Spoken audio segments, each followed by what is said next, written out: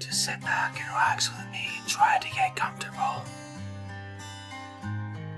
I once read that human slavery is a worse problem than it has ever been before in history.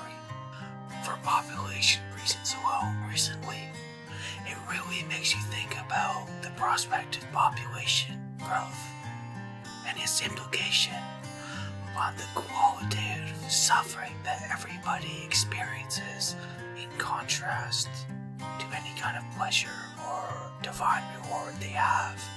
Like, maybe this modern life is only good for a very small amount of people, and we are just adjusting the ratio so against sentient life so as to be infinitely, incalculably bad.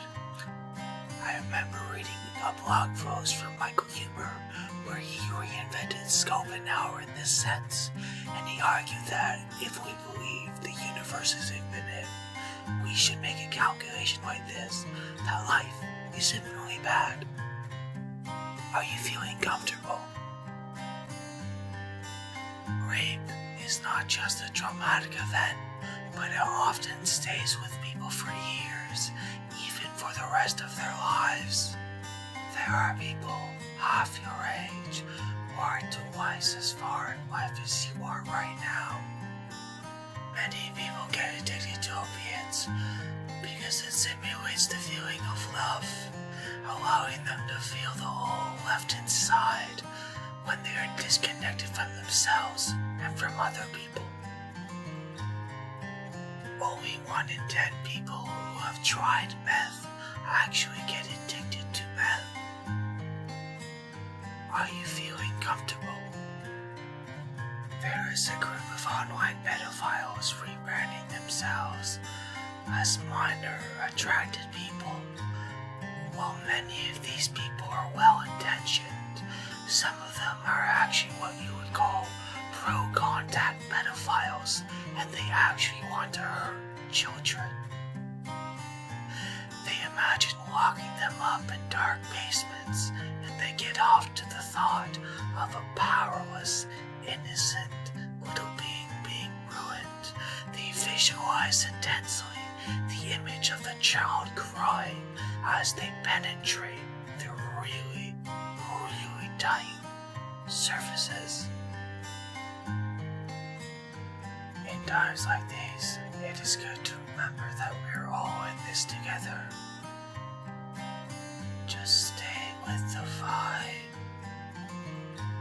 Since evolution has heavily depended on rejecting mutations through millions of years of history, it is theoretically possible, perhaps even slightly probable, that there have been sentient beings born with brains tweaked in such a manner that every moment of experience was as painful as possible, as it could not be matched by any kind of supernatural hell. Famine in the first world is not an unlikely event. In the 21st century, many people do not have a well-thought-out set of interpersonal or otherwise even transcendental ethics. They read the room and copy the behaviors around them. This is why people can be easily manipulated into committing genocide and incomprehensible evil while not noticing exactly why what they are doing is wrong. I hope you are feeling comfortable. Now it is time for a vibe shift.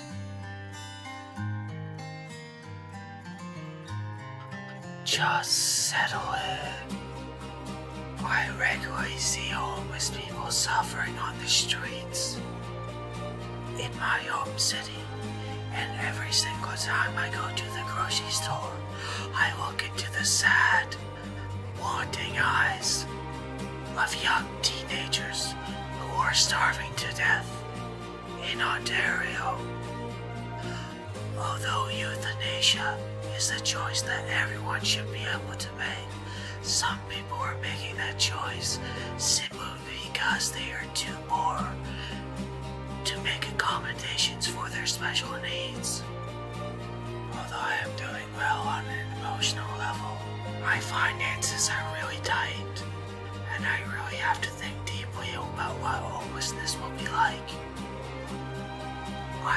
infuse my brain with neurotoxic substances to very extreme degrees that few people can match. It has had lasting cognitive and performance executive effects. I am painfully aware that this music loop is not ideal in audio engineering terms. Sometimes I whisper like a lizard. Sometimes people are really cruel because they have decades of pent-up insecurities and emotional issues that they not only have not yet to address, but very likely will never address. They will die confused, scared, and unfulfilled. Most of us will die in such a similar state. People are toxic, not exclusively online. We are just seeing people's natural behaviors magnified with extreme, rapid access to information about their everyday behaviors. We are all under the spotlight, and it judges us guilty.